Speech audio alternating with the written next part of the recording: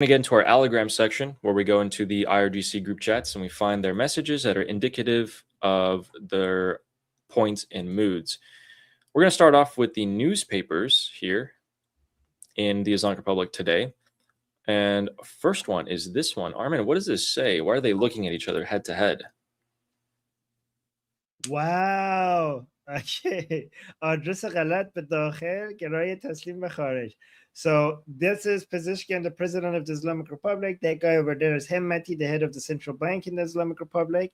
So this newspaper is speaking against them both, and it's suggesting, based on the title, the Pezeshkian is giving internally, is creating the false narrative internally for the Iranian people. He's basically misdirecting them. And the Hemmati is giving signals to the foreigners that we're ready to surrender.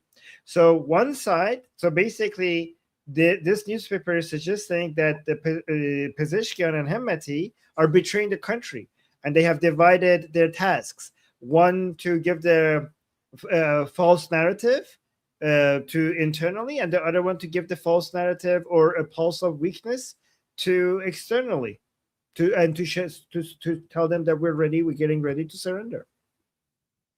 Keep in mind, we do go into the IRGC group chats. The IRGC are against the government of the Islamic Republic, which are the two people you see there on the screen. And for anyone who might not know, the IRGC, people like this in that uniform, that's actually the commander-in-chief. And then in the bottom part, we actually have another part about Hossein Taib. Armin, could you tell us what that headline about that mullah right there is? Okay, so they're saying that Hossein Taib, Hujjatul Islam Taib, has said that آمریکا به هیچ یکی از تعهدات تفاهمنامه عمل نکرد. So Hossein Taib is saying that United States did not abide by any of the articles, any of the promises within the MOU. They basically accusing the Americans of violating every part of the MOU that they signed. Keep in mind, the commander-in-chief of the IRGC gets this little column at the top, right? And then the basically almost shadow supreme leader of the Islamic Republic, this mullah right here, also gets a small column. They just repeat their own standard talking points. The big part is attacking their own government like this and making fun of them, indicating that they're traitors and giving up. So that was the first newspaper. The other ones, we can't really show that, but let's take a look at this. We all know who that is. What does this say here? Tange Trump صفر. So basically, it's like a scoreboard. So Trump versus the straight. 10 points for the straight and 0 points for Trump. And he's counting all the ways that Trump lost against the straight. This is the propaganda. They have to sell it as a win to their own supporters. And this is going to bite them in the butt, and it is. Slowly, the Islamic Republic supporters are waking up to the fact that they're not getting the right news. How is it that we're winning in the Strait of Hormuz and beating America if we're paying 10 times more for the same things that we bought last month? Ali, you know what this is? This is called the battle between the TV and the fridge. During the final years of the Soviet Union, the Russians were noticing that there's two narratives that they're hearing. One narrative from their TV and another narrative from their fridge.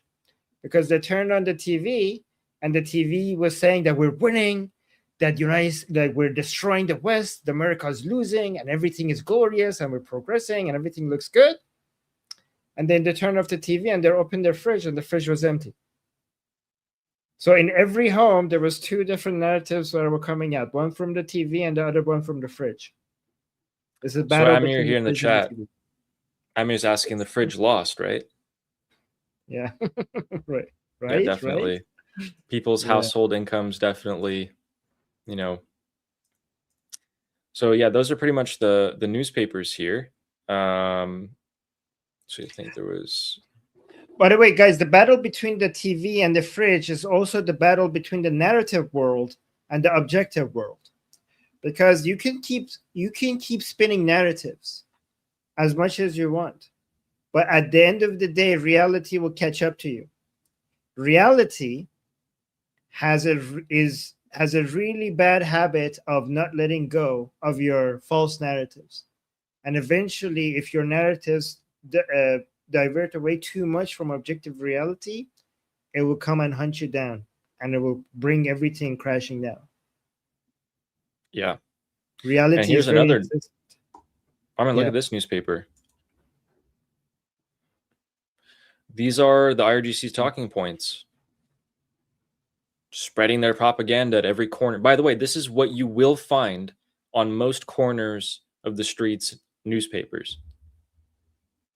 People scan them online and I grab them for you guys. همصدای ترامپ نشوید. دشمن مستاصل در میدان به فشار اقتصادی و سیاه‌نمایی روی آورده تا مذاکره را تنها راه نشان دهد.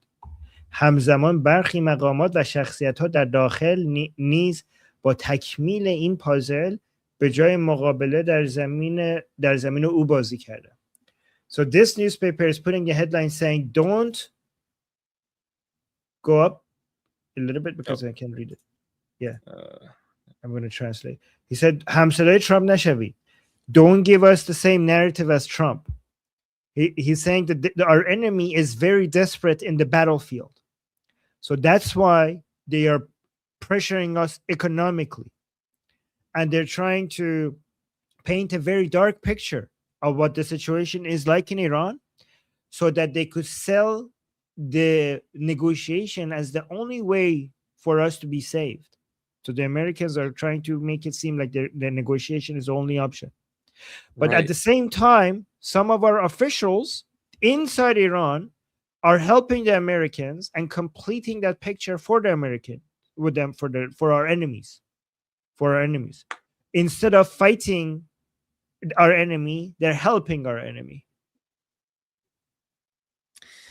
And of course they got to put this in there at the end, don't they? They will lose. And then that's basically Trump. Okay. So here's what's happening. They're painting the picture, as we've been telling you guys, that the Americans have no choice but to come and negotiate with us, the Islamic Republic, because we're winning. And of course, we want the war to end. We have economic problems in the country, so of course we want to fix them. So we have to talk to the Americans. And they want to pin the blame on some people in their own government. But some people in our government are getting in the way of that. They're giving concessions to the Americans. So we're going to have to get rid of that part of our government. We're going to have to shed a layer of our own system here to stay alive. Armin, is that anything new? I mean, or is that kind of like their standard protocol, I feel like, for decades? Yeah, but so many people, even from their own camp, are not buying it anymore. So things are not the same as they were before. Things are different. Very, very